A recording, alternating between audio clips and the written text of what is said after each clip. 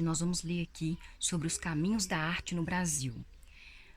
É, Vamos aqui. Nessa unidade, estudaremos como aconteceu o reconhecimento e a implantação do curso de educação artística no Brasil.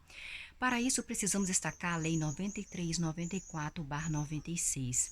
Essa lei é baseada no princípio da Constituição Federal de 1988 e foi sancionada pelo então ministro da Educação, Paulo Renato de Souza, em 20 de dezembro de 1996. A lei trouxe modificações significativas no âmbito da educação infantil, sendo que as creches, as pré-escolas tornam-se a primeira etapa da educação básica.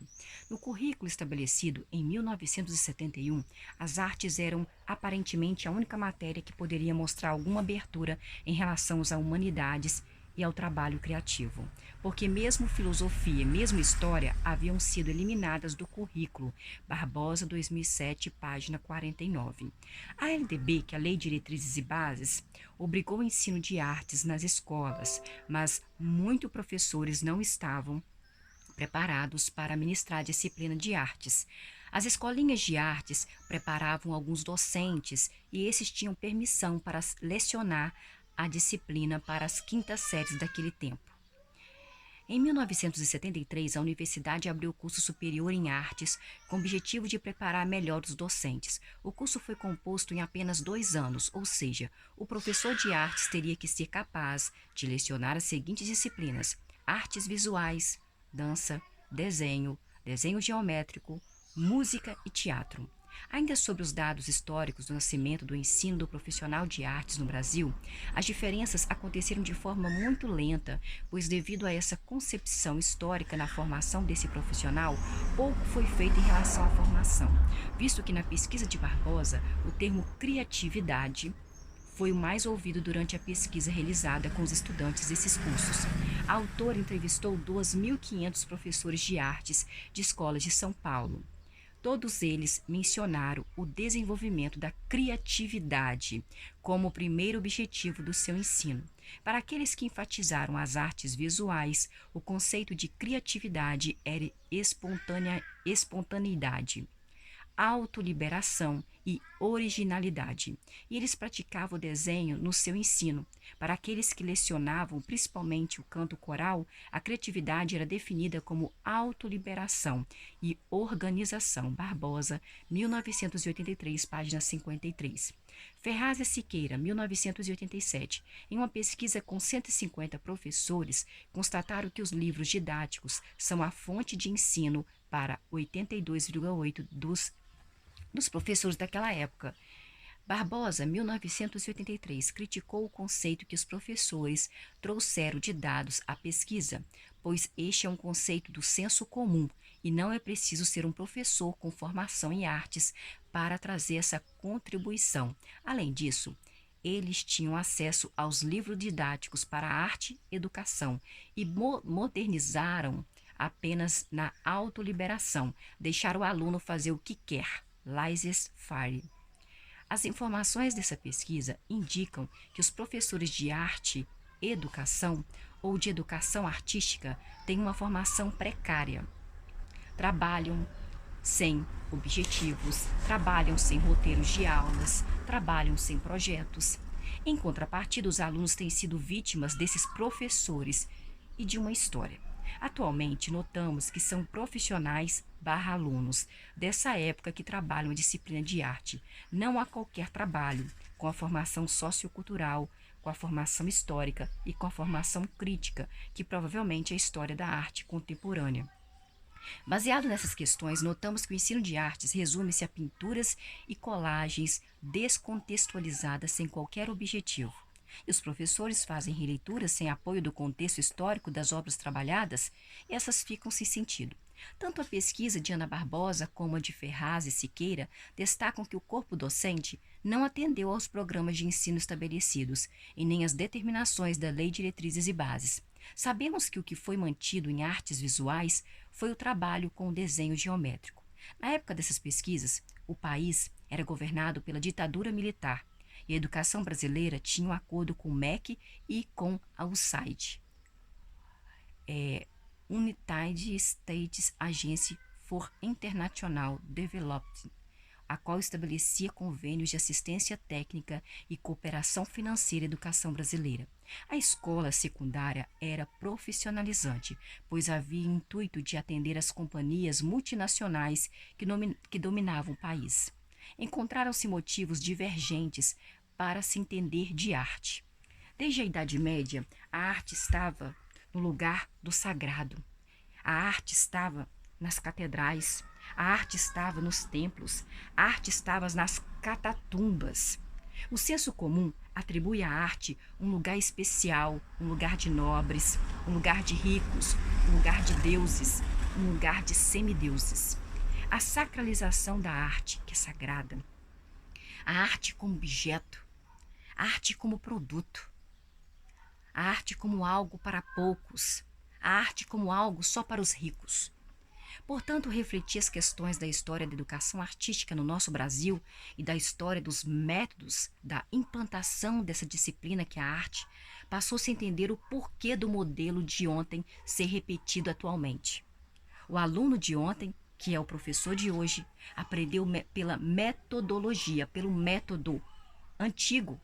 Assim, quando ministra suas aulas de artes, eles mantêm aquilo que ele foi ensinado no passado.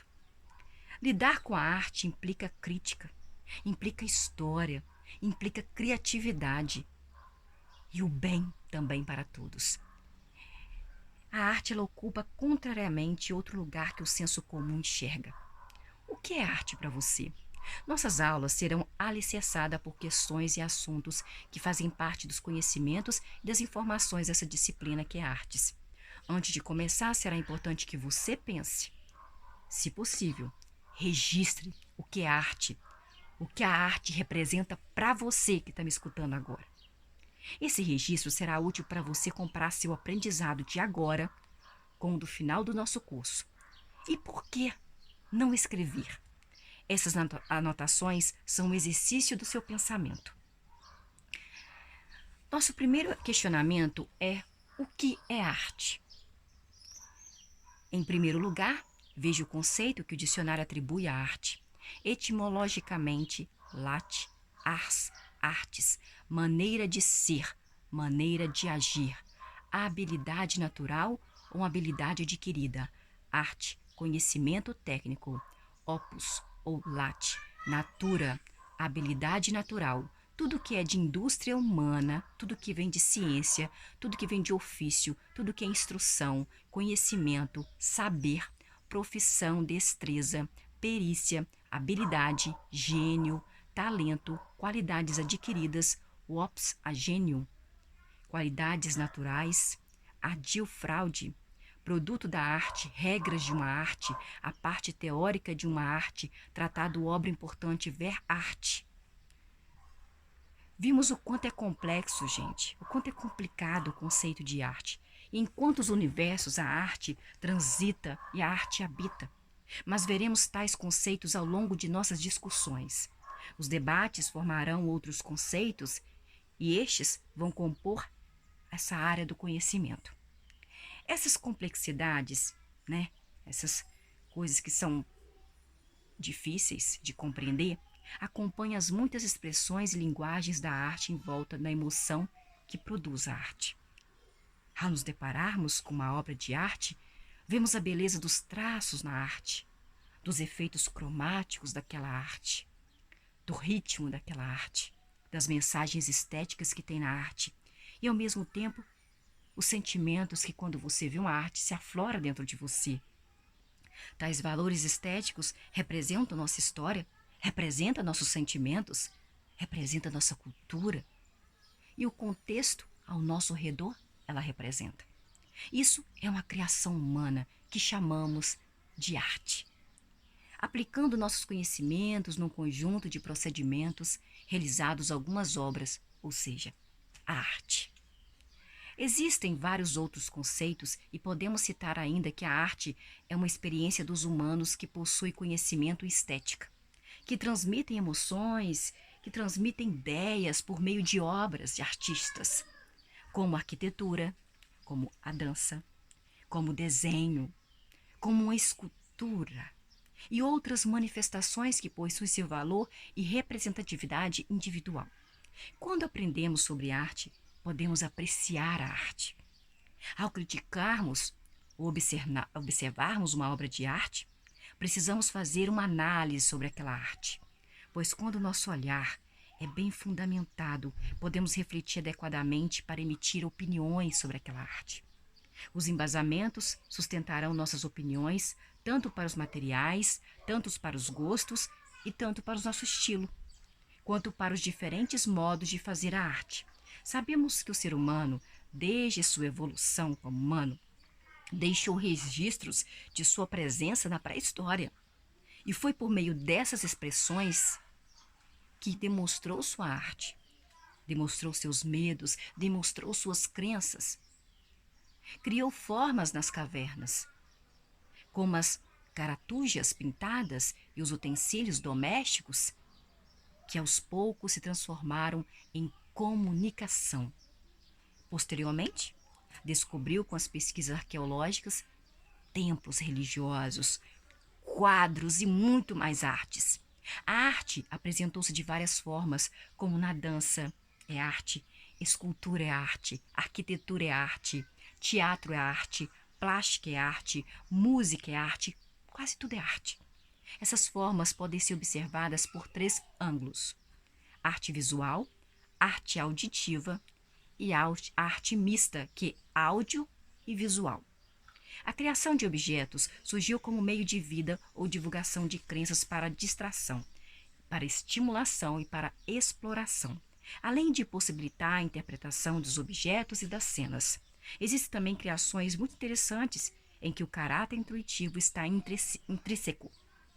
Nos primórdios, os objetos criados foram ferramentas para cavar ou para ser utensílios de cozinha, ou seja, para as necessidades essenciais de sobrevivência daqueles seres humanos. Por meio de matérias orgânicas e matérias diversas, o artista fazia sua produção. E essa produção gerava formas, gerava espaços, gerava figuras. Isso tudo resultou em obras que fascinam até hoje a gente, mesmo que não estejamos ambientados com seu contexto, mas que mesmo assim adquirem vida própria e findam sempre, sendo uma verdade do próprio artista. A arte não tem como função retratar a realidade como fidelidade, e sim de representar, com símbolos, a humanidade. Para entendermos melhor o que é arte, faremos um exercício que terá como objetivo sensibilizar o olhar para o mundo da arte. Um olhar que ampliará nossos conhecimentos, nossos repertórios artísticos e, principalmente, que aproximará teorias do nosso dia a dia. Imagine algo que você sempre via, de súbito aparecer aos seus olhos de uma forma totalmente diversa.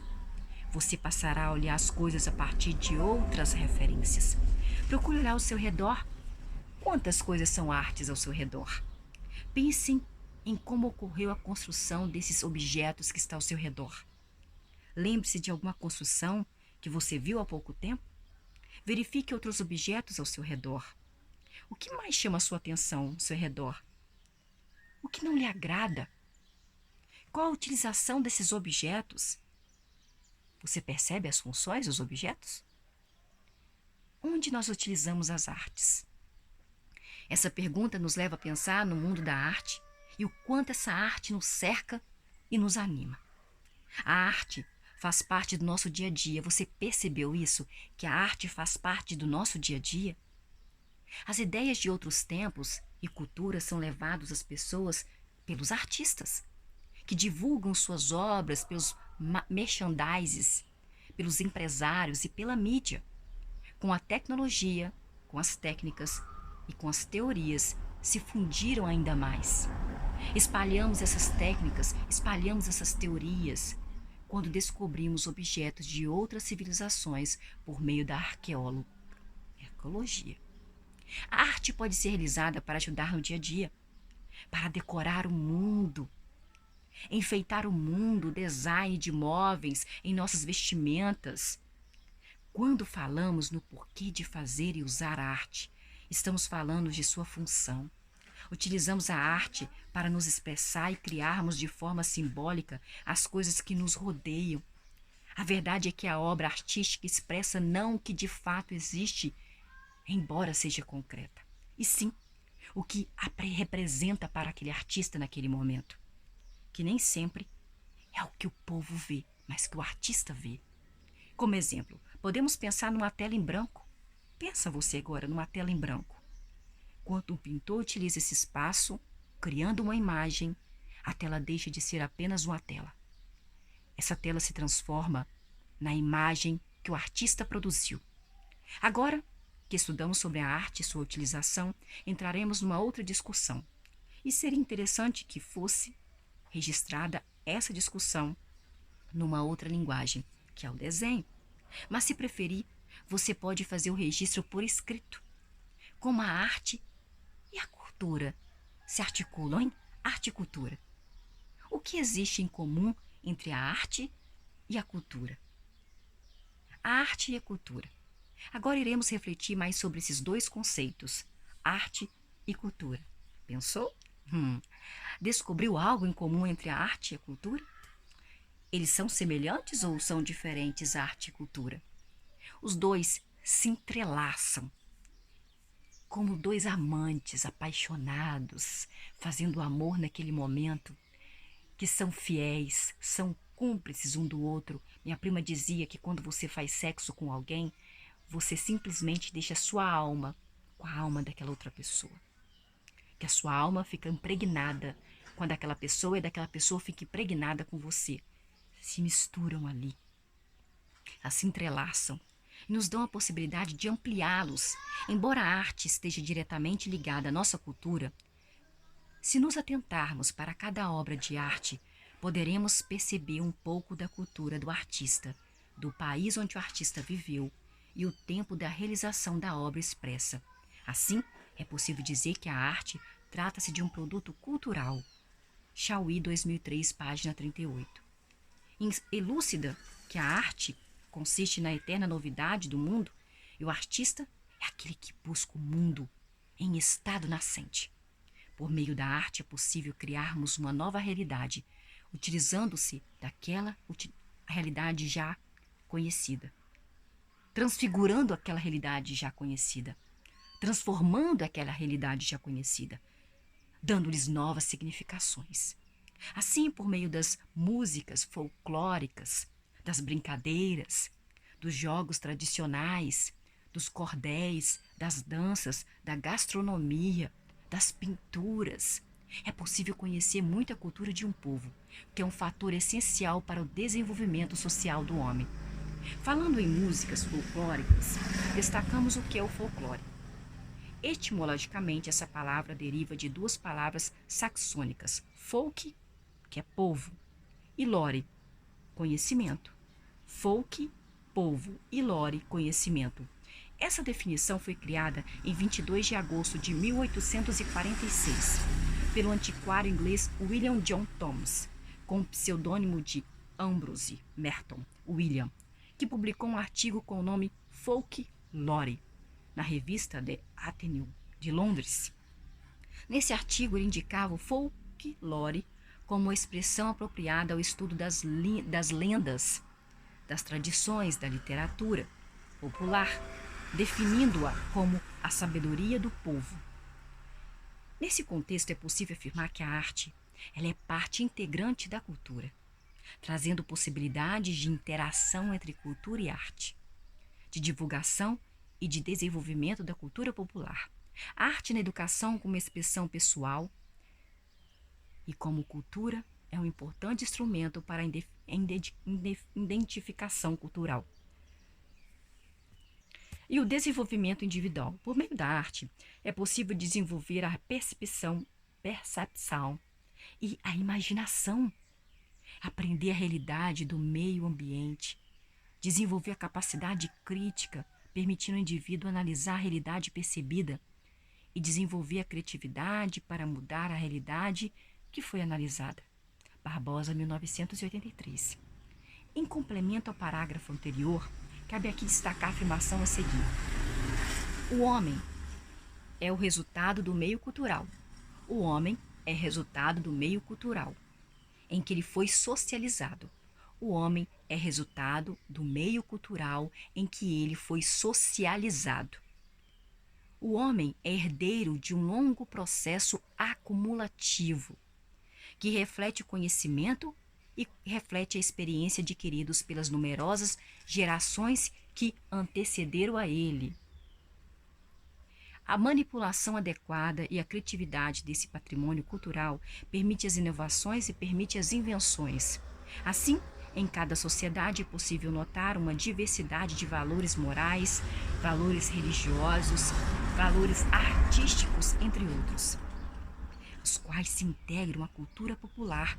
Vale ressaltar que esses valores podem sofrer modificações, mas realmente sofrem modificações ao longo do tempo. Pelo dinamismo da sociedade, a sociedade dinâmica, está no livro de Laraira, 2001, página 41, considerando que a arte e a cultura estão interligadas uma com a outra, pode-se dizer que a arte também se manifestou de diferentes modos ao longo dos tempos nas diversas sociedades.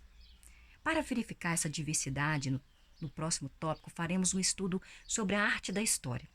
Agora nos aproximaremos de outros conceitos para entender melhor esse homem em sua dimensão artística, em sua dimensão cultural, em suas formas de expressão e principalmente no uso de uma linguagem, no uso de traços históricos, no uso sociais que o acompanham esse homem.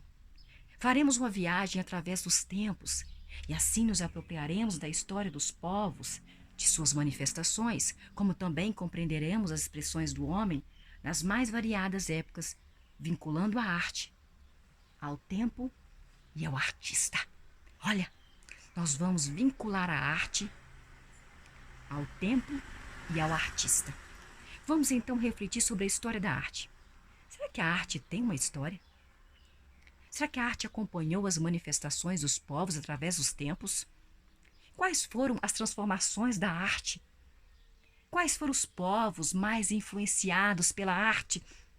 Precisamos fazer uma relação entre o significado da arte, entre o homem que a realizou a arte e um contexto sócio-histórico-cultural deste homem e a arte. História da arte. Então você pensou, imaginou a quantidade de quadros famosos, gente, e as esculturas que estão no jardim das pessoas, dos nobres, e o vestuário das óperas, as músicas dos corais. A história da arte não se trata de uma mera leitura visual. Ao estudar a arte, entra-se numa espécie de dicionário de símbolos, sejam plásticos, cênicos, musicais, gestuais ou literários. A arte faz parte da vida humana desde a antiguidade, quando o homem fazia rabiscos nas cavernas para ilustrar sua vida, até os nossos dias. Ao longo dos tempos, a arte assumiu várias modalidades e estilos, e nós vamos explorá-los em pormenores. Imagine qual era a arte do homem há 4.000 anos antes de Cristo. Como era essa arte há 4.000 anos antes de Cristo? Quais recursos materiais eram utilizados por essa arte há 4.000 anos antes de Cristo? Como se vestia essa arte há 4.000 anos antes de Cristo? Como se enfeitava há 4.000 anos antes de Cristo? Arte rupestre. Ao refletirmos sobre o homem paleolítico, poderemos partir para a construção do cenário desse tempo e para os desafios que esse homem enfrentava diante do mundo em que esse homem paleolítico vivia. Sabemos que esse homem paleolítico passou por processos de compreensão dos fenômenos da natureza imagináveis, pois seus enfrentamentos com esses fenômenos geravam medos, e o homem paleolítico encontrou na arte a forma para se curar desse mal. O homem paleolítico não tinha o controle da natureza. Por isso, a todo momento, o homem paleolítico se assustava-se com trovões e com raios. Com o intuito de amenizar esses medos do homem paleolítico, ele atribuía nomes aos fenômenos como se eles fossem deuses. A arte rupestre surgiu a partir da necessidade de o homem registrar sua história quando passou a buscar símbolos que representassem graficamente as palavras da mesma forma como eram faladas, registrando os seus sonhos, registrando as suas cenas do seu cotidiano. E uma das primeiras obras do período paleolítico é a Vênus de Willendorf. Encontra-se lá em Altamira, lá na Espanha, as mais conhecidas obras de arte rupestre. As pinturas em cavernas de 3000 a.C., 1200 a.C., já na França, podem ser vistas pinturas rupestres de animais pré-históricos indicando rituais de caça. No Brasil, a arte rupestre pode ser encontrada no Parque Nacional de 7 cidades, lá no Piauí, em Lagoa Santa, Minas Gerais, e em Rondonópolis, no Mato Grosso. Agora, iremos pensar no outro povo, outro tempo, uma outra civilização. Os rios Tigre e o rio Eufrates foram cenários dos povos de que você provavelmente já ouviu falar. Lembra-se dos sumérios? Lembra-se dos sumérios? E dos assírios e dos babilônios? Esses povos viveram na antiga Babilônia, capital da Suméria.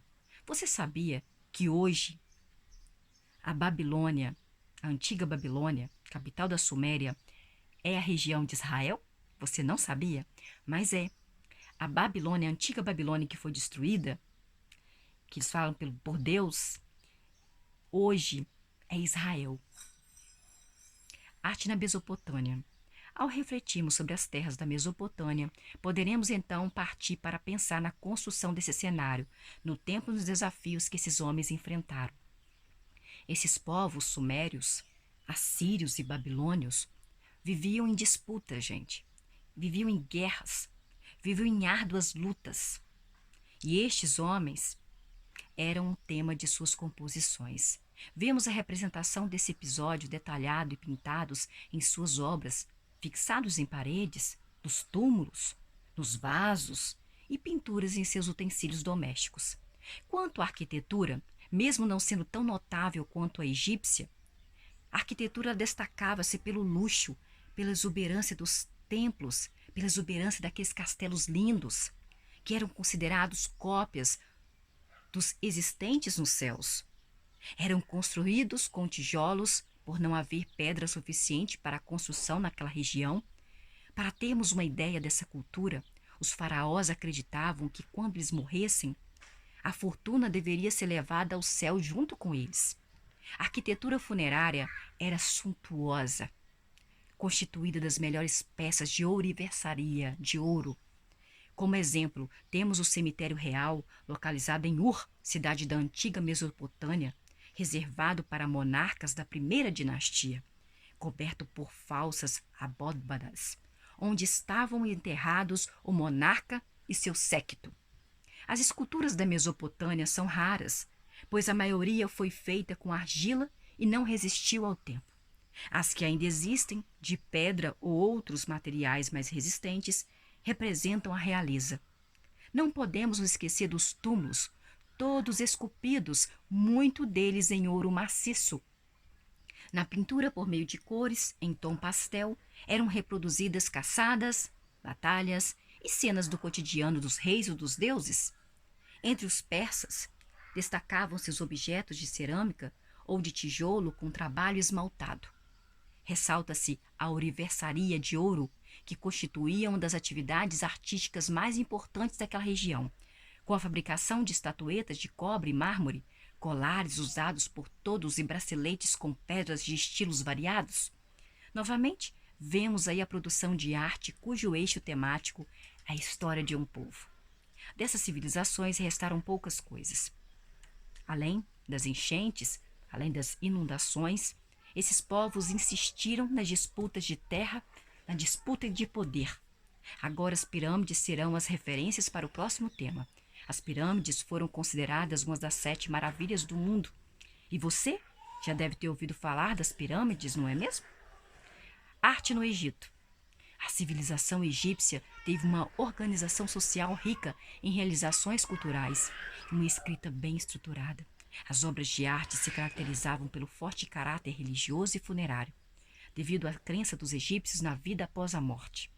Na verdade, tudo no Egito era orientado pela religião. Entre os motivos da arte, o o mais exposto era a figura do faraó. O faraó, a figura do faraó, era soberano absoluto, representante de Deus na terra. Além disso, havia vários deuses personificados em aves e animais. Sem dúvida, uma das obras artísticas mais expressivas do Egito são as pirâmides, com sua monumentalidade e ampla base, simbolizavam a total autoridade do faraó. Sua estrutura é composta por um triângulo isósceles que garante equilíbrio e segurança. As 3 pirâmides de Gizé são o símbolo do Egito. O templo de Vale é ligado ao templo mortuário, abrigando a esfinge de Gizé, que foi esculpida diretamente na rocha do Planalto, com corpo de leão e cabeça de ser humano, sendo considerada por muitos a própria imagem do faraó. A pintura egípcia é sempre bidimensional, com cores provenientes de substâncias minerais, predominando o vermelho tijolo, que representara o homem. O amarelo ocre representava a mulher. O preto representava cabelos e olhos. O azul representava a água e o verde representava as plantas.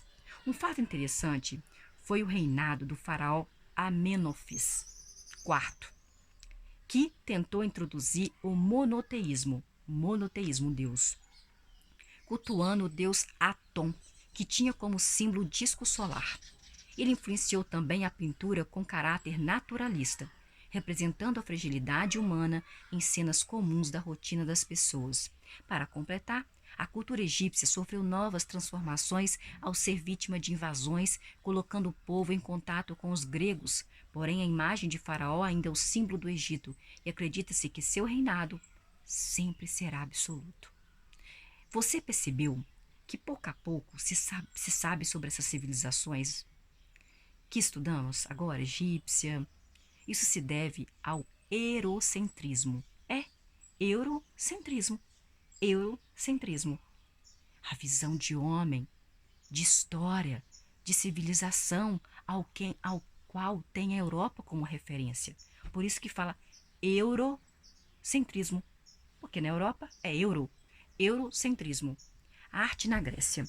Na Grécia, outra cultura que teve sua especificidade em seu estilo e em sua linguagem, encontra-se vários monumentos, principalmente na ilha de Rhodes, como o conhecido Colosso de Rhodes, localizado no porto do mar Mediterrâneo, entrada da ilha e escultura gigantesca de Zeus. Na arte grega, a natureza era o motivo mais retratado. Tinha touros, tinha símbolos marinhos, tinha animais que ilustravam a cerâmica. O artista grego procurava colocar em suas obras o equilíbrio, colocava harmonia, tendo como características o racionalismo, o amor, a beleza, o interesse pelo homem e a democracia. Para os egípcios, o mais importante era o faraó. Já para os gregos, o ser humano ocupava um lugar especial no universo, sendo que a razão estava acima da crença em qualquer divindade.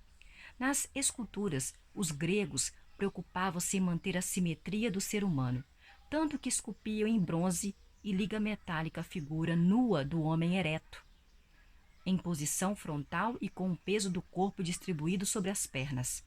As pedras eram também um outro material utilizado pelos gregos. A arquitetura grega era construída com as mesmas normas de simetria e proporções ideais.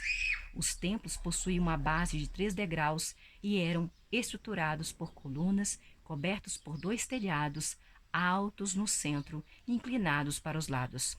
Sobre as artes plásticas na Grécia, essas eram essencialmente públicas. Localizavam-se em fontes com figuras mitológicas, em praças centrais, com figuras do poder em templos ou nas colunas dos teatros da arena. A seguir entraremos em contato com a arte romana e o Coliseu, um espaço mais utilizado pelos romanos. Arte em Roma. A arte em Roma, que é a arte romana, teve como principais características a funcionalidade, porque tudo que eles construíram, os romanos, em termos de arquitetônicos, tinha uma função e tinha uma praticidade. E também um realismo, que marcou essa civilização romana. Ela foi influenciada pelos etruscos, gregos e orientais, porém os romanos conseguiram criar um estilo próprio, inovando a arte. Sua maior contribuição artística foi a arquitetura, pois a arquitetura valorizava o espaço interno e a composição estética e natural dos elementos. Não podemos deixar de comentar sobre outras características importantes da arte moderna, que é a arte romana, quer dizer, representada pela grandeza dos monumentos arquitetônicos, a importância do caráter do homem no sentido político, que era muito maior do que a beleza e a originalidade no contexto daquela época. Os templos romanos tinham uma planta retangular, com colunas de ordem dórica, jônica, coríntia, toscana e composita. Composita, toscana, coríntia, jônica, dórica. Os templos romanos tinham uma planta retangular, com colunas de ordem dórica, jônica, coríntia, toscana e composita. Os teatros foram construídos sobre uma estrutura de pilares e abóbodas, com orquestra pequena, assentados a um palco maior com fundo em alvenaria. Nos anfiteatros realizavam-se as lutas dos gladiadores, sendo o Coliseu o mais majestoso. Seu exterior era decorado com esculturas de pedra e colunas gregas com capitéis ornados nos estilos citados. A pintura romana, como as demais, tinha como temas as cenas do dia a dia. Representavam muitos rostos em forma de retratos e animais. Além disso, destacavam-se pinturas homenageando e descrevendo as entradas após as batalhas triunfais, vitórias militares, das disputas e das regiões conquistadas. Nossa viagem continua pelos séculos, e a Idade Média vem acrescentar a este estudo as mais curiosas informações, dado a sua riqueza de descobertas e eventos provocados pela ditadura da Igreja dos mais diversos âmbitos da sociedade. A arte na Idade Média. Durante a Idade Média, a arte se dividiu em 3 estilos: estilo bizantino, estilo romântico e estilo gótico. Bizantino, romântico e gótico. Esses estilos aparecem após a Reforma Protestante e tiveram como líder Martim Lutero. Martim Lutero, que escreveu inúmeros textos contra a Igreja Católica. Martim Lutero escreveu vários textos contra a Igreja Católica. Por isso, muitas linhas religiosas aparecem por conta de suas críticas, e os templos religiosos criaram seus estilos. Entre as principais características artísticas desse período, citamos a questão do analfabetismo. Analfabetismo, e das ilustrações que tiveram lugar especial e importante para a divulgação do catolicismo. Como a igreja era rica o suficiente para bancar a arte dos templos, as igrejas eram decoradas com afrescos belíssimos. Eles são famosos até hoje. Naquela época, várias críticas foram feitas à Igreja Católica em relação ao pagamento dos indutos. Por esse motivo, muitos fiéis abandonaram o catolicismo e migraram para outras doutrinas, como a de Bizâncio, o protestantismo, bizantismo, entre outras. E se pensarmos em tempos de propaganda, essa decoração surgiu como meio e avanço da época, que trouxe inúmeros fiéis de volta para a igreja. Posteriormente, veremos essa atitude da igreja com o nome de Contra-Reforma. O bizantino é o estilo das igrejas da Idade Média. O bizantino é o estilo das igrejas da Idade Média. E essa em especial apareceu após a época iconoclasta, que proibia todos os tipos de imagem. Dessas igrejas, a produção do mosaico com inúmeras cores e técnicas. Esse foi utilizado na propagação do cristianismo, e um dos mais famosos apresenta Cristo como mestre. A arte bizantina também tem como referências os ícones, que eram pequenos painéis de madeira com imagens pintadas de santos de seres sagrados. Os vitrais ilustravam passagens bíblicas, a vida dos santos, representando manuscritos iluminados gigantescos. Os vidros picados e coloridos sensibilizaram os artistas para a percepção das cores. Quanto à pintura gótica, ela era repleta de simbolismo espiritual. As cores eram definidas da seguinte forma: o azul era atribuído à Virgem Maria. O marrom era atribuído a São João Batista. Vale ressaltar que, apesar das obras citadas, inúmeras descobertas e inventos terem integrado a Idade Média, relaciona-se à Idade Média o preconceito existente no Renascimento, período posterior que, para sobrepor, criou essa cultura usada até os nossos dias. Essa época volta-se para o período entre a Antiguidade Clássica até o século XVI, momento em que, teoricamente, ela termina. Considera-se esse período também conhecido como Idade das Trevas, como algo vago, em que nada foi criado, período de barbárie, de ignorância, um período de ignorância, um período de superstições. Infelizmente, muitos historiadores da arte têm o conhecimento de que a Idade Média é o tempo das trevas, porque durante esses séculos, quem não fosse da igreja não tinha chance de produzir, e a arte que não utilizasse desses viés temáticos não era considerada. Assim, os temas e os motivos das obras, sem a religião como pano de fundo, não poderiam participar do momento artístico. Renascimento. As mudanças entre séculos e estilos não ocorrem de repente. Assim, as transformações entre a Idade Média e o Renascimento foram se configurando aos poucos. Mesmo com a cultura do Renascimento, na qual o homem renasce das cinzas da Idade Média. No século XV, ficou conhecido como o século do Renascimento, devido às diversas mudanças sociais e várias conquistas. Na Idade Média, o livro manuscrito era monástico, ou seja, confeccionado artesanalmente pelos monges copistas, e a disseminação de ideias era limitada, com erros frequentes e em pouca quantidade. Ribeiro 2007. O termo renascimento foi utilizado justamente pelo preconceito existente em relação à Idade Média, período vago e sem criatividade. Chegava o momento de a arte renascer. O Renascimento modificou fortemente o cenário europeu. Na Itália, houve elevado crescimento nas administrações públicas. Em Florença, notava-se melhorias na arquitetura e nas ciências, exceto na tipografia. Por conta da resistência dos mecenas quanto ao produto impresso, diferente de Veneza e Roma, que devido à presença de gravadores e impressores originados da Alemanha, a tipografia era bem aceita. O Renascimento teve um início no século XIV na Itália, recebendo esse nome porque seus integrantes buscavam reavivar a cultura da antiguidade clássica greco-romana. A principal característica desse movimento foi a busca da compreensão da humanidade como um todo. Em termos de arte, as principais características foram o nome dado àqueles que protegem os escritores, protegem os artistas e protegem os sábios. Houve o desenvolvimento das técnicas de perspectiva e profundidade, o impressionismo, o realismo das obras e a ampliação das técnicas de sombreamento. A figura humana na arte renascentista passa a refletir o sentimento de autoconfiança de uma sociedade com vários níveis sociais. O tema predominante nas obras artísticas e literárias do Renascimento é sempre o homem e tudo que diz respeito ao homem. Barroco. Quem nunca ouviu falar de Aleijadinho? Hein? Você já ouviu falar de Aleijadinho?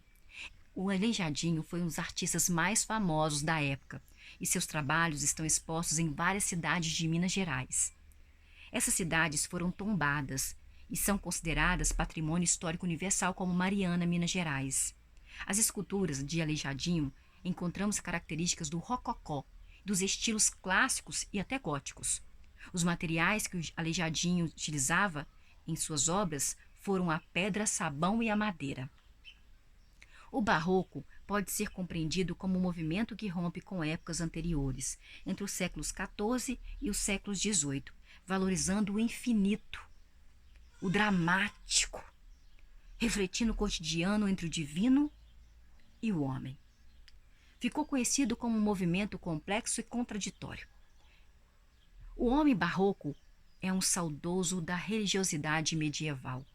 A Igreja reinspirou nele pelos artifícios artísticos e pela revanche dinâmica da Contra-Reforma, redespertando os terrores do inferno e as ânsias da eternidade, mas ao mesmo tempo o seduzindo pelas solicitações terrestres e pelos valores do mundo.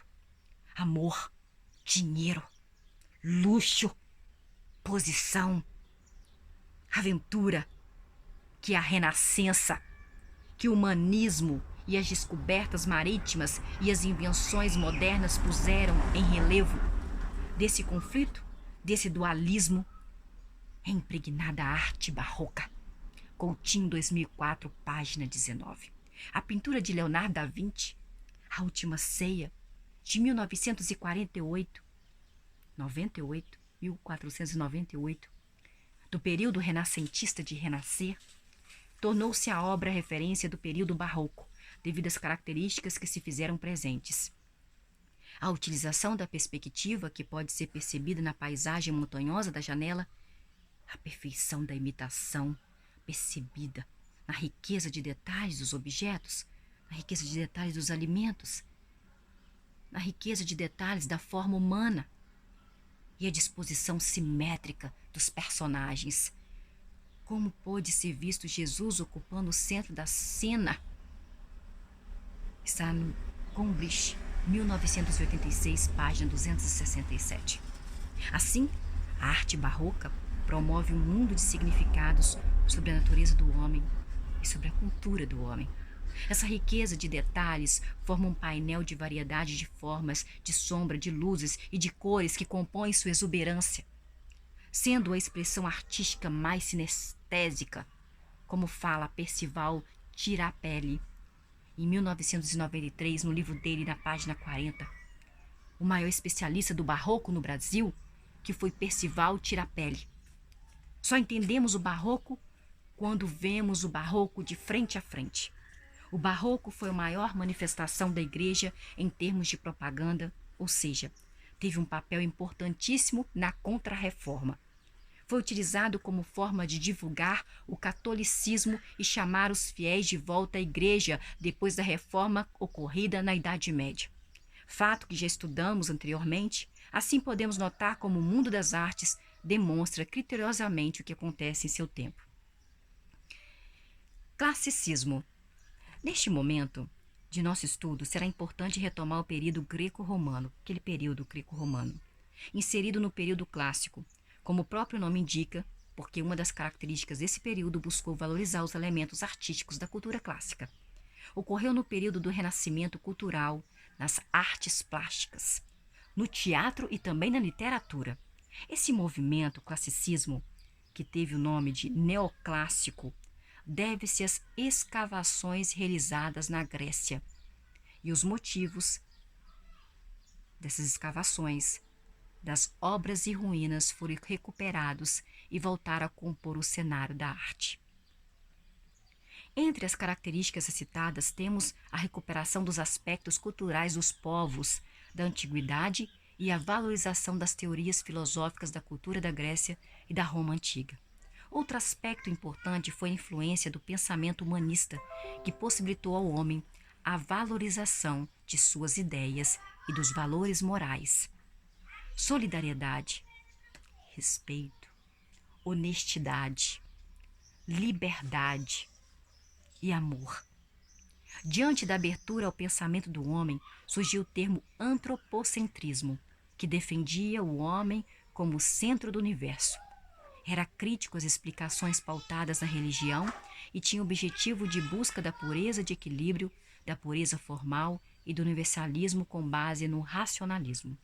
Entre os artistas que mais se destacaram no classicismo, citamos Leonardo da Vinci, Michelangelo, Rafael Sanzio, Andrea Mantegna e Cláudio de Lorena. Romantismo. O que podemos associar o termo romantismo? Alguns podem lembrar-se de uma rosa, alguns podem se lembrar de um amor, ou quem sabe, pode se lembrar de uma paixão. Napoleão Bonaparte governou a França com paixão. Essa paixão tornou-se posse de Napoleão. E essa personagem mostrou seu amor pela França. Napoleão demonstrou e mostrou seu amor pela França. Ele era apaixonado pela França, com um nacionalismo exagerado. Assim, a arte começou a mostrar as guerras em suas obras de Napoleão. Beethoven compunha músicas a pedido de Napoleão. Todas as vezes que Napoleão queria escutar uma música, ele: Beethoven, compõe para mim uma música fazendo um favor. Beethoven compunha músicas a pedido de Napoleão, que queria Napoleão dominar o mundo. Outro fator social importante se deve à Revolução Industrial, que teve início no século XVIII e no início do século XIX, pois foi a partir daí que novos materiais fabricados apareceram para atender a expectativa da produção e do trabalho. Nós, educadores, temos que nos atentar à pesquisa de Ares, 1978, quando questiona a mudança do valor da criança na sociedade, devido ao interesse do poder econômico em relação a essa mão de obra barata, os das crianças. Outro importante movimento ocorreu para beneficiar socialmente a pessoa. A Declaração dos Direitos do Homem e do Cidadão. A arte e os artistas mostraram essa mudança social e se libertaram das técnicas acadêmicas. Investiram mostrando os sentimentos do artista em suas obras. Por conta disso, a imaginação do artista apontou a natureza, o claro, o escuro, os valores humanos, o nacionalismo, reforçando a tríade. O que é a tríade? Tríade, três. Liberdade, igualdade e fraternidade. Tríade, liberdade, igualdade e fraternidade. Tríade, liberdade, igualdade e fraternidade. O pintor Goya, nesse momento, mostra essa tríade, que é a liberdade, igualdade e fraternidade, com horrores da guerra e as lutas intermináveis. O clássico tema mitológico é utilizado por Goya, que retratou também as personalidades da corte espanhola e pessoas comuns em guerras. Os fuzilamentos, como um exemplo, é uma obra sobre a liberdade e os fuzilamentos. Nessa época, o romantismo ainda dialogava com o barroco, como podemos notar nos quadros de Delacroix. Segundo esse pintor, o primeiro mérito de um quadro é o de ser uma festa para os olhos. Esse pintor, Delacroix, introduziu isso em sombras, em luzes, em um festival de cores por meio de alegorias. Seu quadro mais famoso é A Liberdade Guiando o Povo. Ele foi amigo íntimo do músico Chopin. Com tantas transformações sociais e materiais confeccionadas pela indústria, o mundo se reveste de novidades. Em seu bojo traz o modernismo, que indica uma quantidade de estilos de escolas, culminando com a arte entre as guerras.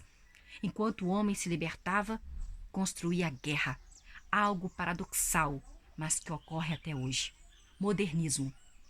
O modernismo foi um movimento artístico e literário que se desenvolveu entre os séculos XIX e o século XX, como oposição ao período clássico. Ele opunha ao período clássico. Teve como características a aceleração das inovações e experiências vanguardistas, que foram conduzidas pela recua do termo realidade como modelo para a arte.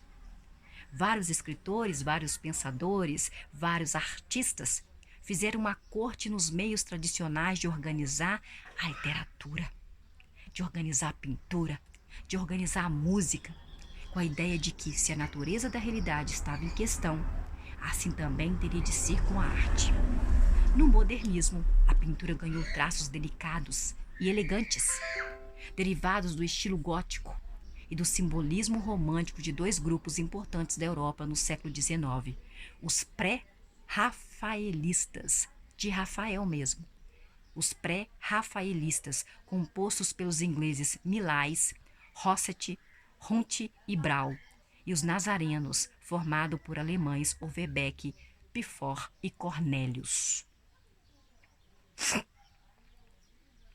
Quando a arquitetura havia uma rigorosa coerência entre as formas sinuosas das fachadas e a decoração interior, feita com ondulações, era possível vislumbrar as vigas, as estruturas de ferro com combinação de cristais. Salienta-se que a estrutura da arquitetura modernista pode ser vista sob duas tendências: formas sinuosas, formas orgânicas ou geométricas e abstratas. No, no que concerne às esculturas, as formas eram diretamente relacionadas à arquitetura, apresentando apenas função decorativa. Os materiais, os utensílios de uso diário eram produzidos com materiais nobres e decorados com desenhos que os levaram à categoria de obras de arte. Destacava-se que essa época trouxe a revalorização do artesão. Entre tais materiais, o mais importante foi a invenção da máquina fotográfica, que ocasionou uma das maiores transformações sociais. Entre o processo de invenção e a sua construção, tem-se a pesquisa que começou com Leonardo da Vinci, e as transformações e adaptações cronológicas foram realizadas ao longo dos séculos por homens como Daguerre, Talbot, Niepce, que comunaram com a pesquisa do brasileiro Cossói, responsável pelo resgate histórico das pesquisas que comprovavam a invenção paralela da fotografia no Brasil por Hércules Florence, trazendo reconhecimento mundial a esse inventor. Se a pintura retrata a realidade, como ficaram os pintores como esse tal instrumento mais aperfeiçoado, mostrando o dia a dia dos homens? Impressionismo. Impressionante, gente, impressionismo. Você refletiu sobre as questões levantadas anteriormente? E como será que os artistas lideraram e transformaram a arte diante de tais questões decorridas da invenção da máquina fotográfica? Houve uma intensa revolução. De um lado, os pintores, em seus ateliês; de outro, o espaço público, os fotógrafos, registrando a realidade. Nesse momento ocorre um fenômeno interessante. Os fotógrafos passam a colorir suas fotos.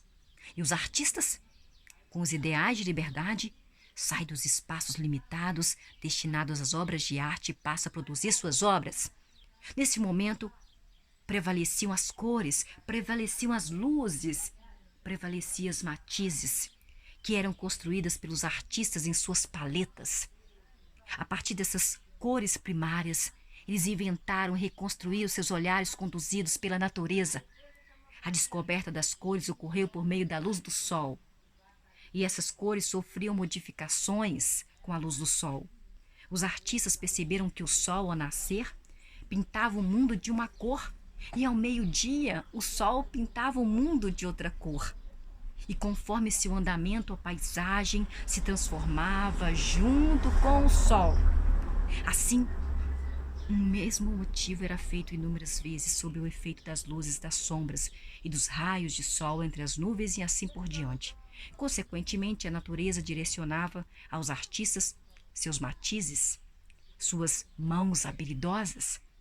Aos poucos deixavam de fazer uma pintura de composição realista e repleta em detalhes para mostrar as cores e as manchas que as luzes delineavam. Como já mencionado, vários movimentos surgiram no início do século XIX e o impressionismo, como característica, revolucionou a pintura. Nota-se uma arte alegre, nota-se uma arte vibrante, com a presença de inúmeras cores e a utilização desses contrastes da natureza, transparências luminosas, mescla de claridade das cores, sugestões de felicidade, falando sobre vida harmoniosa. Em abril de 1874, com a realização de uma exposição de artistas impressionistas em Paris, o público teve o primeiro contato com as obras impressionistas. Entretanto, a reação foi contrária ao movimento, devido à fidelidade aos princípios acadêmicos da pintura. O termo impressionismo, de impressionar, dado às pinturas integrantes desse movimento impressionista, deu-se em decorrência do quadro de Monet, impressionou do Soleil Levant, que foi pintado ao ar livre, contemplando o espaço, contemplando a luz, contemplando o movimento, sem considerar as referências mitológicas, históricas e religiosas utilizadas naquela época, preferindo as impressões momentâneas do cotidiano. Entre os principais artistas impressionistas estão Monet, Renoir, Camille Pissarro, Vicente Van Gogh, Cézanne, Bondy, com obras que encantam até hoje. É claro que as cores impressionam até os próprios artistas, visto que na época não eram fabricadas nas indústrias as cores. Como sabemos que um movimento se contrapõe a outro movimento e muitas vezes o completa, com o impressionismo não foi diferente. E pensando melhor, qual movimento surgiu para se contrapor a ele, que utilizava as cores como matéria-prima? O expressionismo. O impressionismo e o expressionismo. O expressionismo contrapua o impressionismo, de impressionar, o expressionar. Ficou claro que os impressionistas pregavam as cores como alavanca desse estilo. E aí que o expressionismo, expressionismo, aproveita para se sobrepor.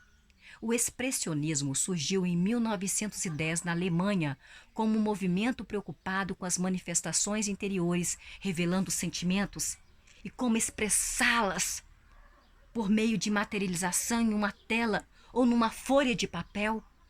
Preocupava-se com o emocional, buscando por meio da distorção das formas e das cores impactar os apreciadores das telas. Duas obras destacaram-se neste estilo: O Grito, de Marx, Os Les Demoiselles, de Picasso. Essa última transita entre o expressionismo, sobreposto nas faces pesadas das mulheres retratadas, e o cubismo, pois o autor buscou imagens partidas em figuras geométricas para transpor os sentimentos de uma vida difícil das mulheres que vendiam o corpo na região de Avignon. Como já percebemos, o estilo trabalhava com sentimentos. E foi assim que os artistas criticaram o impressionismo, de impressionar, pois escolheram as pessoas, e não as cores, e não as tintas. Alguns pintores, muitas vezes, transitaram entre esses dois estilos, cores, pinturas, ou pessoas, sentimentos. No Brasil, em 1912, como representante desse estilo, expressionismo, temos a paulistana Anita Malfatti, que se matriculou na Escola de Belas Artes de Berlim, na Alemanha, e conheceu o expressionismo. Ao retomar ao Brasil em 1914, Anita realizou sua primeira exposição em São Paulo, ocasionando uma série de reações, principalmente de Monteiro Lobato, que em sua coluna no jornal O Estado de São Paulo teceu comentários destrutivos a respeito da obra da pintora Anita. Após esse fato, consolidou-se o movimento modernista, com intelectuais no Brasil, que depois de 10 anos organizaram a Semana de Arte Moderna em 1922, instituindo a arte brasileira, liberta dos princípios da arte francesa. Como auxílio de informação ao movimento, alguns escritores também se manifestaram lançando vários pasquins, revistas de jornais com severas críticas ao poder brasileiro. Também houve livrões, houve livros que trouxeram à tona questões brasileiras como a seca, como o cangaço, recorrentes nas mais variadas modalidades de arte. O expressionismo declinou em meados de 1933 devido à ascensão de Hitler na Alemanha, que buscava uma arte limpa, a qual transmitisse a superioridade germânica e não a caricatura, como se dizia. No que se refere à literatura expressionista, ela é rara no Brasil, porém merece destaque a poesia de Augusto dos Anjos, pré-modernista, que teve suas obras publicadas em 1912. Retomando nossos aprendizados, tomamos conhecimento dos estilos e das modalidades artísticas. Fauvismo. O termo fauvismo deveria de falvis, F de Figueiredo, de falvis, que significa bestas selvagens. Trata-se de um termo pejorativo dado a um grupo de artistas em 1905, que houve a primeira exibição pública de uma obra fauvista. Ressalta-se que esse foi um movimento artístico de curta duração entre 1898 e 1908, mas capaz de revolucionar o conceito de cor na arte moderna. Como artistas fauvistas, de falvos, falvistas, citamos André Derain, Maurício de Vlaminck, Raoul Duff, Albert Marquette, entre outros. Uma das características predominantes do fauvismo foi o uso de cores fortes e das cores primárias, dando ênfase expressiva às pinturas. Nota-se uma energia poética aplicada pelos artistas por meio de linhas vigorosas e com a simplificação dramática das formas. A tendência das cores vibrantes do fauvismo provavelmente foi o resultado de experiência realizada por Matisse no ano de 1904.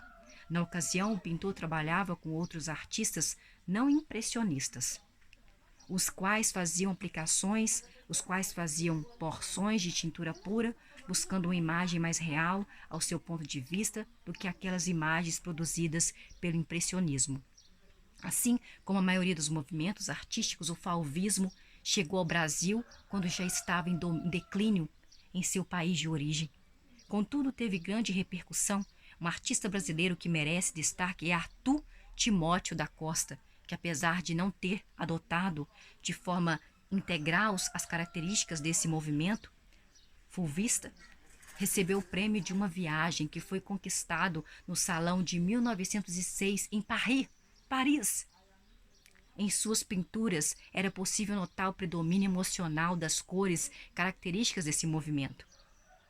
Outro artista brasileiro que devemos destacar é o mineiro Inimar José de Paula, talvez o representante mais autêntico do fauvismo no Brasil, considerando que suas pinturas apresentavam nítidas características desse movimento. Futurismo. O futurismo foi lançado em 1909, em Paris, para defender a destruição do passado, destacando o ritmo de vida moderno e exaltando o futuro. Para isso, os futuristas pregavam algumas questões como a destruição da síntese, o uso do verbo no infinito, a abolição do advérbio e a pontuação. Esse movimento artístico ficou conhecido pela ação e pela velocidade. Trouxe os aspectos da vida moderna, demonstrados pelos ruídos das fábricas, ruídos dos carros, ruídos dos trens, que aos poucos entravam no cenário mundial. Ao retratar a violência, os futuristas acreditavam que rompiam com a arte do passado, rejeitando o moralismo. O futurismo deu grande ênfase à guerra e à violência, expressando o movimento real, destacando a velocidade exposta pelas imagens em movimento no espaço. Assim, quando o pintor futurista fazia uma pintura de uma pessoa correndo, o que ele buscava, na verdade, era demonstrar a velocidade e o movimento que essa pessoa fazia. Sua repercussão se ocorreu principalmente nos países da Europa, como França, como a Itália. No Brasil, vários artistas foram influenciados por esse movimento. Entre eles, Oswald de Andrade e Anita Malfatti. Após a Primeira Guerra Mundial, o futurismo enfraqueceu, deixando indícios para outro movimento, o dudaísmo. Dudaísmo. A seriedade, a velocidade, os ruídos, as máquinas e a violência pesaram. O dadaísmo surgiu como seu estilo de brincar com as formas sem compromisso, utilizando-se de ingenuidade. Dadaísmo. O dadaísmo iniciou-se durante a Primeira Guerra Mundial, propondo um retorno à primitividade e o começo de uma arte nova. Como o dadaísmo, uma nova realidade toma posse de seus direitos. A vida parece uma simultânea confusão de barulhos, confusão de cores, confusão de ritmos espirituais que são imediatamente retratados na arte dadaísta pelos gritos e pelas febres sensacionais de sua audaz psique cotidiana em toda sua brutal realidade. Eis a encruzilhada bem definida que distingue o dadaísmo de todas as outras tendências da arte. Michele, 1991, página 41. Na verdade, esse movimento tinha a intenção de driblar o conflito gerado pela guerra, investindo na não superioridade do artista como criador. Nele, prevalecia o improviso na arte. Um dos principais nomes e também fundador do dadaísmo é Tristan Tzara, que ensina muito a respeito desse movimento. Escolha no jornal um artigo do tamanho que você deseja dar a seu poema. Recorte esse artigo, recorte em seguida com atenção algumas palavras que formam esse artigo e mete-as num saco. Agite suavemente esse saco. Tire em seguida cada pedaço, um após o outro. Copie consciosamente na ordem em que elas são tiradas do saco. O poema se parecerá com você? Se as dicas expostas no poema apresentado forem seguidas, chegar-se-á à técnica do dadaísmo, que no lugar da originalidade procura a seleção e a reorganização de objetos escolhidos, fazendo com que o espectador visse o objeto com um novo olhar, sob uma nova perspectiva de recontextualização. A imprensa tipográfica teve grande importância para o artista desse movimento. Combinava-se o produto industrializado com o produto artesanal. Conforme explica Hanan, todo o nosso objetivo consistia em integrar os objetos do mundo das máquinas e da indústria ao mundo da arte. Nossas colagens tipográficas ou montagens pretendiam realizar isso impondo sobre uma coisa que só podia ser feita à mão, a aparência de uma coisa que havia sido totalmente feita à máquina. Numa composição imaginativa, costumávamos reunir elementos retirados de livros, de jornais, de cartazes ou folhetos, num arranjo que até então nenhuma máquina podia compor. No que se refere à literatura, aproximam-se da poesia dadaístas os versos de Mário de Andrade, que define a harmonia como combinação de sons simultâneos, exemplo, arroubos, lutas, setas, cantigas.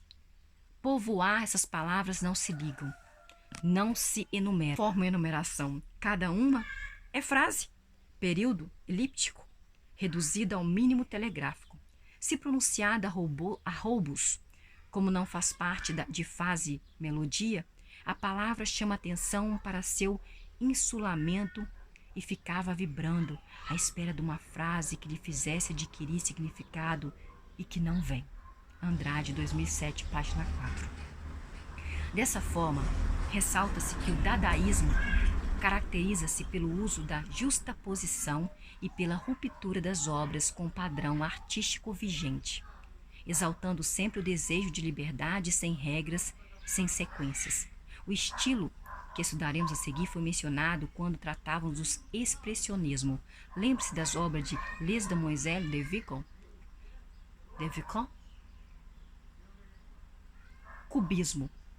O cubismo foi um movimento artístico que valorizava as formas geométricas, ao revelar os objetos em seus múltiplos ângulos. Na pintura, os artistas mais conceituados foram Picasso, Banquet, Fernand Léger, Mondrian. Picasso, que sabia pintar em vários estilos com maestria, ficou conhecido como utilizou as formas geométricas para produzir. Era como se o mundo fosse visto com óculos que construíam ângulos, como num filme de ficção. A natureza, os homens, os animais, as frutas e as flores eram representados por meio de figuras geométricas. Não havia preocupação com a fidelidade e a aparência real das coisas. A origem desse movimento ocorreu a partir da obra de Cézanne, que acreditava que as pinturas deveriam decompor as formas com cores, cilindros, esferas e quadrados. Todavia, esse foi apenas o início do cubismo. Artistas que aderiram ao movimento passaram a utilizar todas as formas para representar os objetos. Assim como as principais características do movimento, temos a geometrização das formas e dos valores. A perspectiva foi renunciada, o claro e escuro não tem mais função. As superfícies planas também perdem seu valor. O volume é representado por meio de cores. A pintura passa a uma seção de escultura. As cores são austeras e fechadas, do branco ao negro, passando pelo cinza, bem como pelo castanho. Lembre-se de que comentamos sobre o uso desses estilos como métodos em sala de aula? Pois é, o pop art que veremos a seguir pode trazer inúmeras ideias para nossos praxis. Pop art. O movimento pop art surgiu em 1956, lá na Inglaterra, onde os artistas criticavam o modo de vida dos americanos, utilizando histórias em quadrinhos, propagandas e objetos produzidos em massa. Esse estilo preconizou a produção das fábricas, das indústrias, dos objetos feitos em grande quantidade. Diante das mudanças do contexto pós-revolução industrial, a sociedade se transformou em um movimento acelerado das fábricas e dos carros influenciou os artistas que passaram a produzir artes em série, utilizando o tema da velocidade, que também foi visto no futurismo.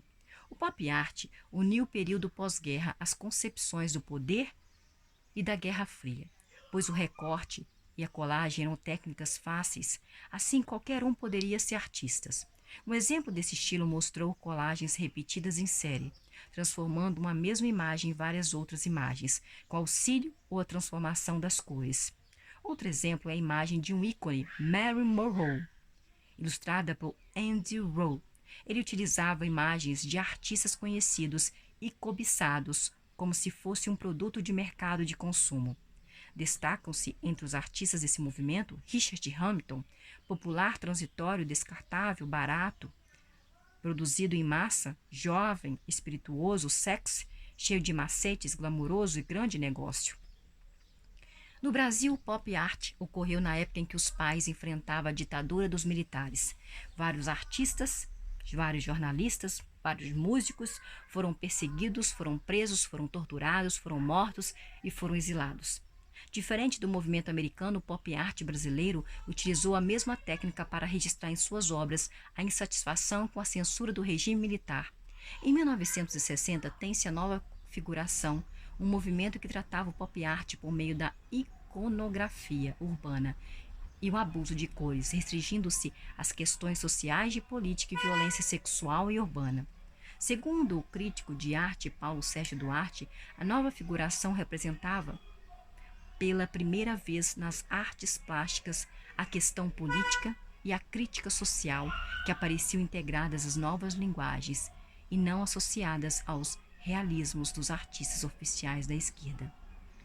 Entre as exposições mais importantes, destaca-se a Opinião 65, que ocorreu no Rio de Janeiro, composta por 17 artistas brasileiros e 3 estrangeiros, abordando a manifestação dos artistas em relação ao golpe militar de 1964.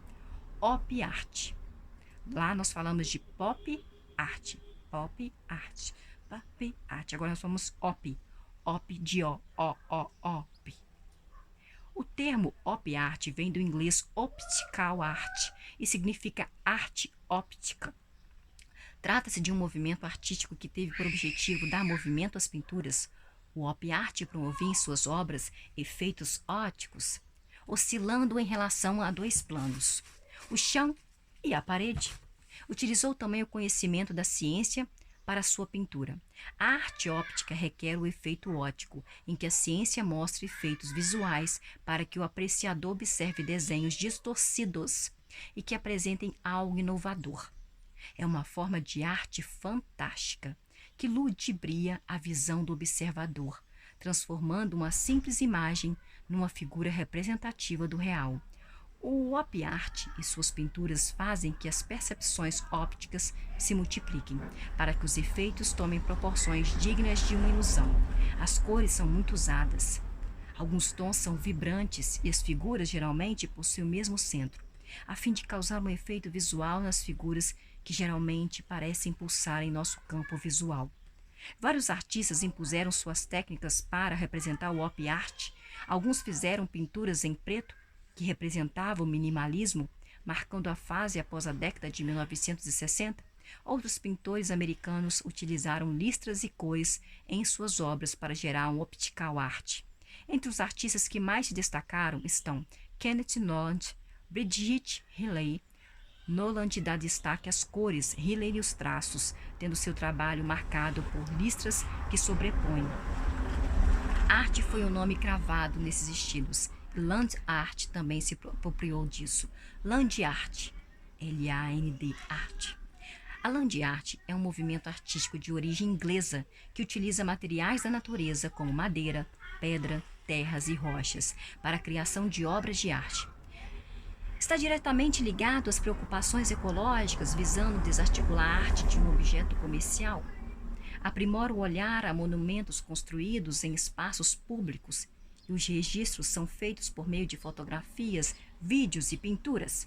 As obras de artes criadas por um artista desse movimento podem ser tanto elementos naturais que se decompõem, quanto elementos artificiais que são desfeitos, restando apenas imagens feitas pelo artista no momento. No Brasil, bode arte. Se falarmos em arte no corpo, lembramos de quê? Índios, tatuagens.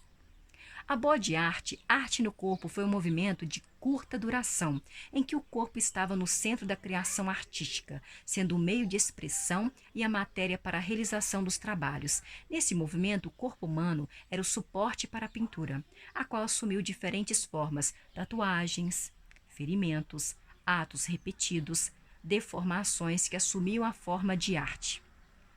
Assim, o corpo passou a ser o instrumento de trabalho dos artistas, dispensando os demais suportes técnicos como a tela.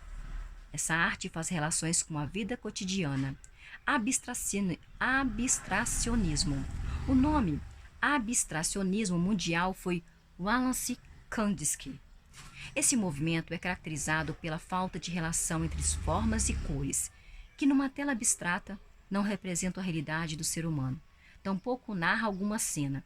Quando pretendo ensinar o abstracionismo aos meus alunos, costumo dizer: quando vocês olharem uma obra e não entenderem, ela é uma obra abstracionista.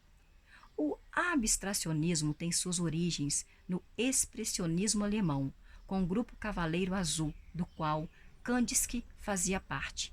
Em 1912, o artista russo Vladimir Tatlin visita Paris.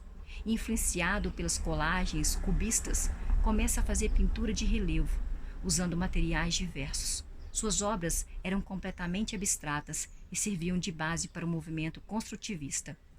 Devido às suas características mais precisas, duas tendências se firmaram: o abstracionismo informal, no qual predominam as formas e as cores criadas livremente, e o abstracionismo geométrico, cujas formas e cores devem ser organizadas de modo que a expressão final seja uma composição geométrica. A falta de compreensão e lógica tomou conta dos estilos, e então surgiu o surrealismo. Surrealismo? O surrealismo, o movimento surrealista, surgiu no início do século XX, em Paris, resultado dos testes de Sigmund Freud, criador da psicanálise, e foi utilizado em parte dos tratamentos clínicos e serviu de base para a análise dos pacientes perturbados diante da comoção social que assolava o mundo por conta das perdas familiares ocorridas durante a Segunda Guerra Mundial. Freud adotou a arte e os sonhos em seu método de análise. Posteriormente, Jung passa a adotar esse método em hospitais e clínicas. O marxismo também influenciou esse movimento, pois enquanto o homem buscava seu inconsciente por meio da arte e dos sonhos, esses pensamentos e a forma de ver o mundo se equilibravam em contraposições às teorias marxistas, uma forma mais objetiva, voltada ao real, voltada ao concreto. André Breton escreve um manifesto surrealista que também teve apoio dos escritores e de artistas que pintavam em outros estilos. Hiperrealismo.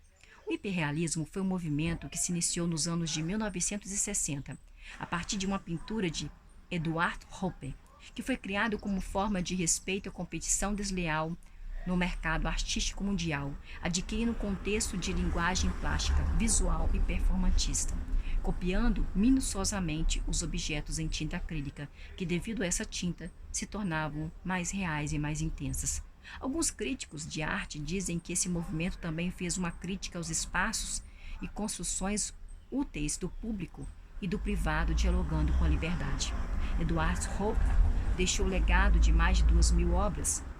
Os artistas que pertenceram a esse movimento construíram obras gigantescas, em especial esculturas. Os que mais se destacaram foram Chuck Close, Richard Stess, Michael Molley, que adotaram enunciados idênticos, reabilitando o figurativismo.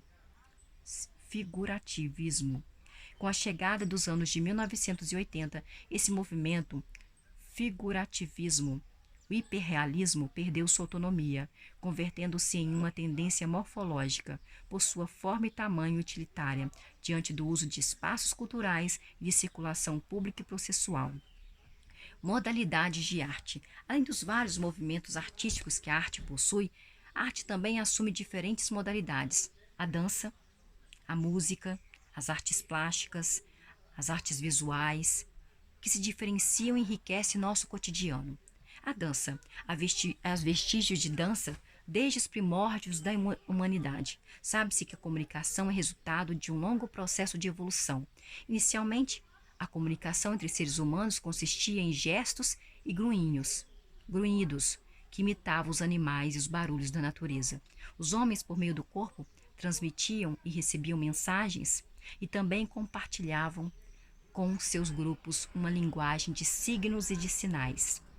De acordo com Ribas, 1959, o homem se comunicava por meio de sinais, por meio de gestos e por meio de expressões que exprimiam vários ritmos. Existem indícios de que o homem dança desde os tempos mais remotos. Todos os povos, em todas as épocas e lugares, dançaram. Dançaram para expressar revolta, dançaram para expressar amor, dançaram para reverenciar, dançaram para afastar deuses, dançaram para mostrar forças, dançaram para arrependimento, dançaram para rezar, dançaram para conquistar, dançaram para distrair, dançaram, enfim, para viver. Tavares, 2005, página 93. Os movimentos executados pelo homem por meio da dança ficaram gravados em desenhos nas rochas e nas paredes das cavernas. Nas eras paleolítica e mesolítica, 9.000 e 8.000 a.C., a dança estava relacionada com a sobrevivência do homem, pois acreditando que impediria fenômenos naturais, o homem fazia rituais por meio da dança. Durante esse período, pode-se dizer que se tratava de movimentos desordenados que foram evoluindo no decorrer da história. A dança pode ser apresentada de diferentes formas, seja como manifestação artística ou simples diversão. Pode ser a dança classificada por diferentes critérios, como pelo modo de dançar, por sua origem ou uma finalidade. Quanto ao modo de dançar, tem-se a dança de solo, a dança em dupla e a dança em grupo.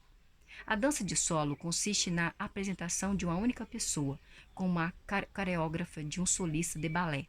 A dança em dupla consiste na apresentação de duas pessoas, indiferente do sexo, como o tango. E a dança teatral é uma dança para espetáculos, como o balé. No caso da origem, a dança pode ser classificada como folclórica, como histórica, como cerimonial e como étnica. A dança folclórica é a forma tradicional de dançar de determinado povo, como o carimbó. Como exemplo dessa dança, temos a sarabanda, originada da Espanha, uma dança lenta, e como dança cerimonial, temos a dança rituais indianas. Quanto à finalidade, a dança pode ser erótica, como striptease, cênica ou performática, como a dança do ventre, social, que consiste na dança para o próprio prazer do participante, como a dança de salão, a dança religiosa, como a dança de zouk. Dessa forma, pode-se dizer que o mundo da dança é amplo. Sua riqueza e diversidade atrai os mais variáveis públicos, podendo ser uma manifestação artística, um exercício físico ou apenas divertimento, e pode ser realizada por qualquer pessoa, independente de sua cultura, etnia ou religião. Música. A música é uma das modalidades de arte mais presentes em nosso cotidiano.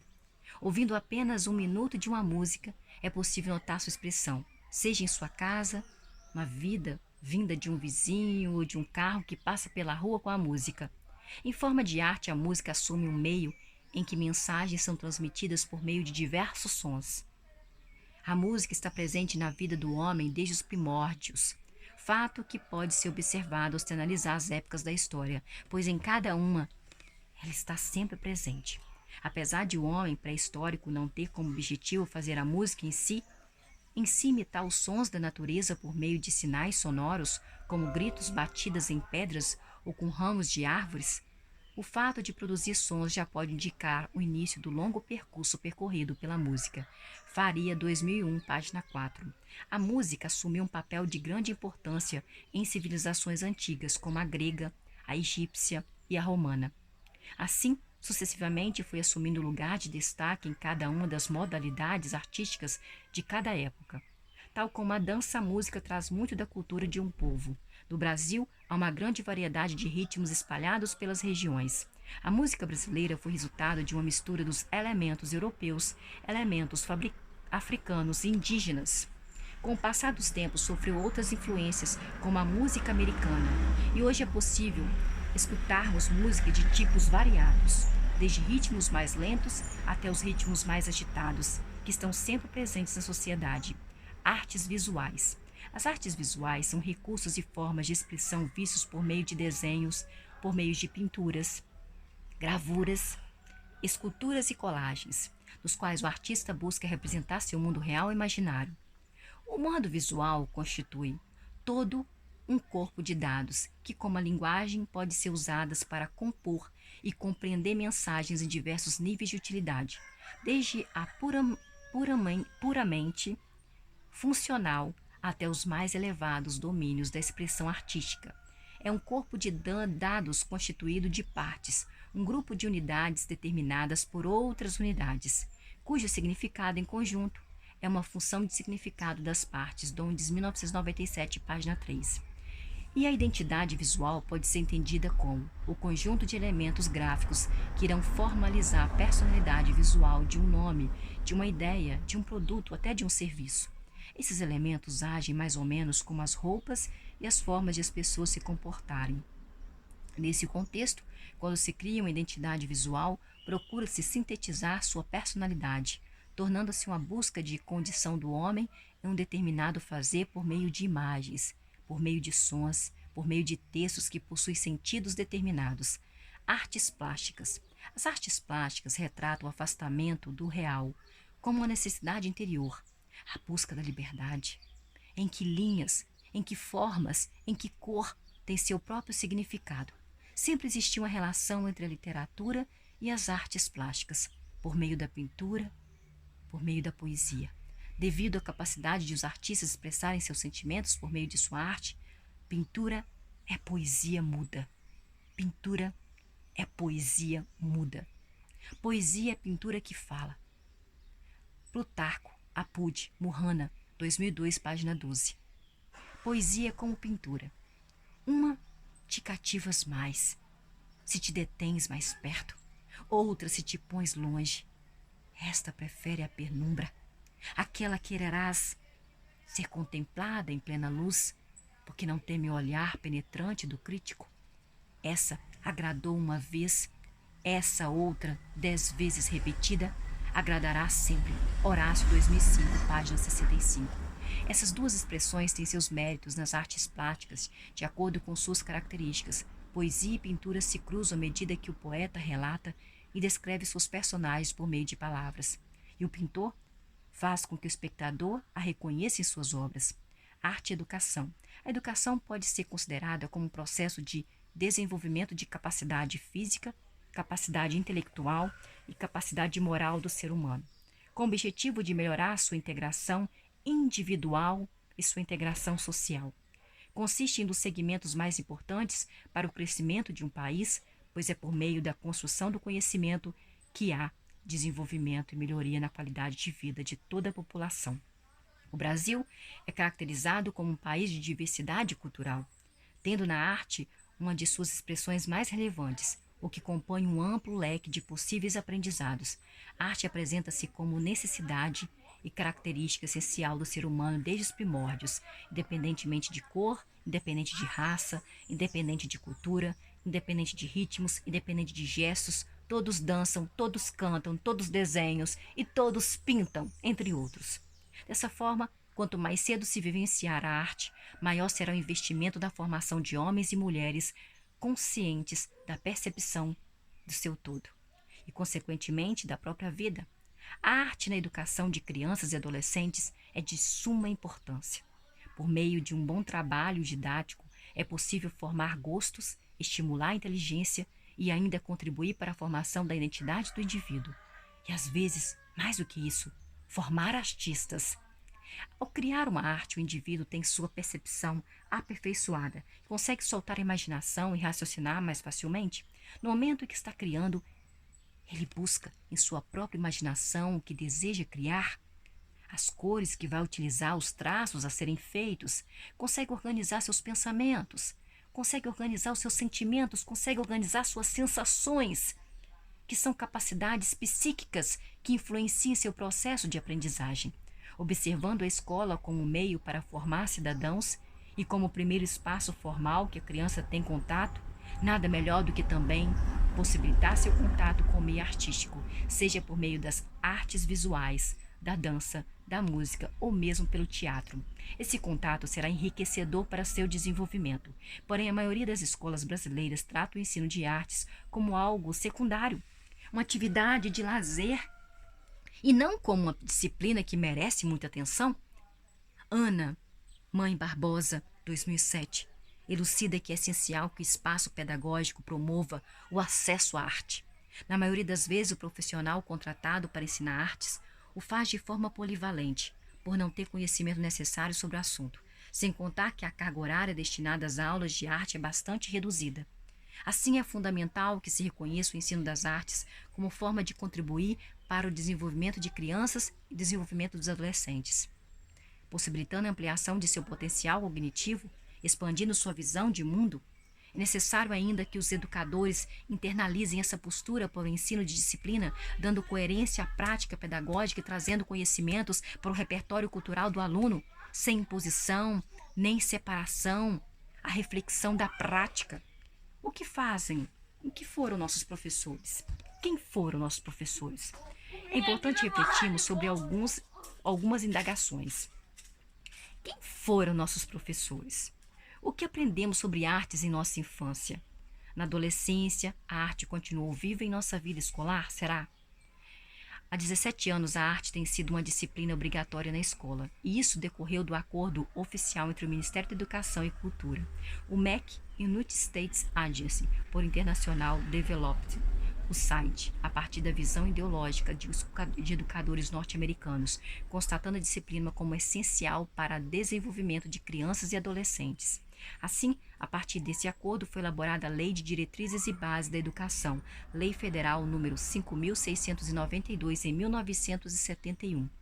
A introdução da educação artística no currículo escolar foi um avanço, principalmente pelo aspecto de sustentação legal para essa prática e por considerar que houve um entendimento em relação à arte na formação dos indivíduos. No entanto, o resultado dessa proposição foi contraditório e paradoxal. Muitos professores não estavam habilitados e devidamente preparados para o domínio de várias linguagens que deveriam ser incluídas no conjunto das atividades artísticas, artes plásticas, educação musical, artes cênicas, de teatro. Brasil, 1978, 1998, página 26. No início não havia uma preocupação com o ensino. Não se exigia formação superior para ensinar e buscava-se apenas a mão de obra barata para passar os conhecimentos. Utilizasse-se em termo passar conhecimentos porque o professor, muito tempo, foi apenas um mero transmissor de conhecimento. No decorrer do tempo, sua postura de como professor foi se modificando. Novas teorias de aprendizagem foram sendo desenvolvidas e o professor assumiu a postura de educador. Da década de 1970 e até meados de 1980, como não exigia formação superior para lecionar, o Estado passou a disponibilizar a profissionalização para os alunos das chamadas escolas secundárias, hoje escolas de ensino médio. Constatando-se necessidade de um docente como formação na área artística, o Estado decidiu criar um novo curso superior, Licenciatura em Educação Artística. Pretendia se preparar em apenas 2 anos um profissional capaz de lecionar música, lecionar teatro, lecionar artes, lecionar desenho, lecionar danças e desenho geométrico, algo humanamente impossível. Esse início tão desqualificado talvez possa justificar o ensino da música, tão precário e desvalorizado nas escolas. Hoje existem inúmeros cursos na área artística, porém, em muitas escolas não há reconhecimento de sua importância para o desenvolvimento da criança e do adolescente. É tratado apenas como um complemento do currículo escolar. A arte e educação é a questão que lentamente o Brasil tenta resolver, pois de um lado temos professores que lecionam sem formação específica, e de outro temos pessoas formadas em artes que não possuem didática metodológica para organizar seus conteúdos. Voltemos a pensar nas perguntas feitas no início desse tópico. E então, como foram suas aulas de educação artística? Foram chamadas de aulas de artes por muito tempo? Desenhos, pinturas, mistura de cores, tudo feito de forma básica, resumindo a aula apenas em desenhos e pinturas, não é verdade? Ocorre que algumas escolas realmente resumem o ensino de artes a essa esfera. Esquecem-se da riqueza da disciplina de artes e se utilizam de uma visão equivocada do assunto.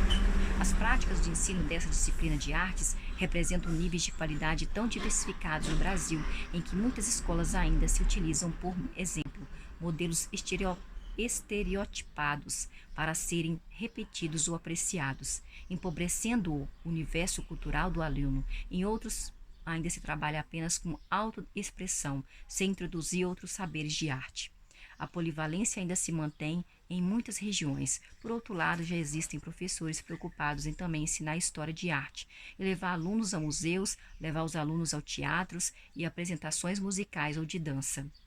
É preciso ter em mente que a arte não se resume apenas a desenhos e pinturas, pois por meio do seu ensino é possível conhecer um pouco de sua própria história, de sua cultura e de outras espalhadas pelo mundo. Conhecer os processos criativos das linguagens artísticas é fundamental. Alguns artistas importantes, como Leonardo da Vinci, Vincent van Gogh, pensam que até mesmo uma simples fotografia pode se tornar uma obra de arte. A arte, além de integrar pessoas, possibilita outras formas de expressão e também faz com que a pessoa analise criticamente aquilo que ela vê, ouve, assiste ou faz, tendo uma base para poder construir uma ideia ou um projeto. De acordo com os parâmetros curriculares nacionais de 1998, por meio do ensino de arte, o aluno, ao término do ensino fundamental, deve ser capaz de experimentar e explorar as possibilidades de cada linguagem artística, compreender e utilizar a arte como linguagem, mantendo uma atitude de busca pessoal ou coletiva, articulando a percepção, a imaginação, a emoção, a investigação, a sensibilidade, a reflexão, analisar e fruir produções artísticas, experimentar e conhecer materiais, instrumentos e procedimentos artísticos diversos em artes visuais, dança, música e teatro, de modo que os utilize nos trabalhos pessoais, identifique-os, interprete-os na apreciação e contextualize-os culturalmente. Construir uma relação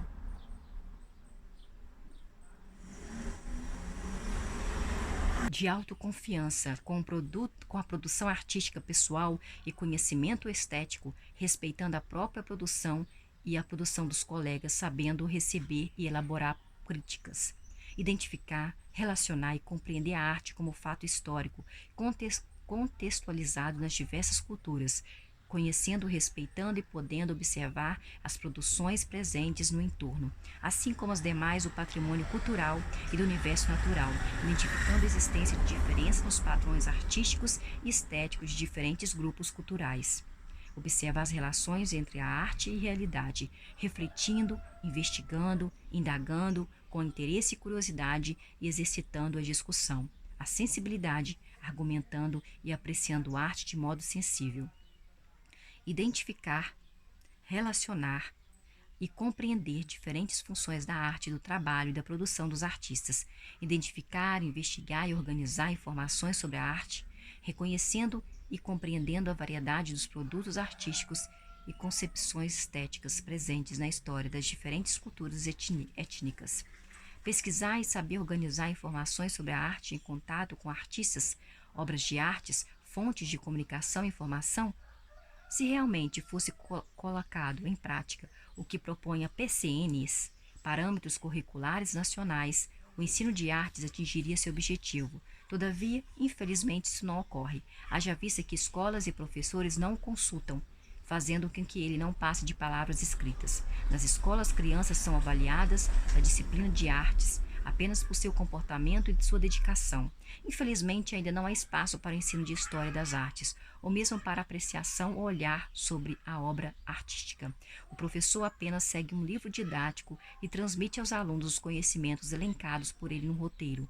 Visitas às exposições, visitas a museus são raras em algumas escolas, e a maioria dos docentes ainda é mal preparada para esse tipo de atividade.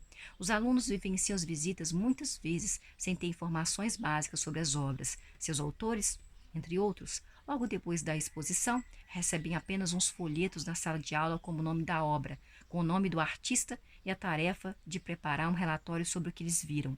E aí, que se pergunta, como esses relatórios serão preparados? Se a criança pouco teve contato com essas obras, pois o professor não teve o discernimento de preparar uma aula rica, mesmo em um ambiente tão propício, enfim, ainda há muito a ser visto para a melhoria do ensino de artes. O ensino das artes tem sofrido diversas transformações. Assim, cabe ao educador avaliar sua prática, pois é preciso ter disposição para responder às várias dúvidas que têm surgido.